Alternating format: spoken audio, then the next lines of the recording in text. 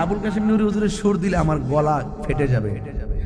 ইচ্ছে জাগে আমাদের যেতে মদিনায়, ইচ্ছে জাগে চুমু খেতে সোনালি রোজায়, ইচ্ছে জাগে চুমু খেতে সোনালি রোজায়।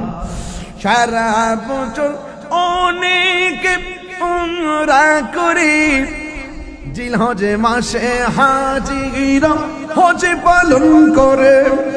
সারা বছর অনেকে উমরা করে, জিলহজে মাসে হাজিরা হজে পালন করে।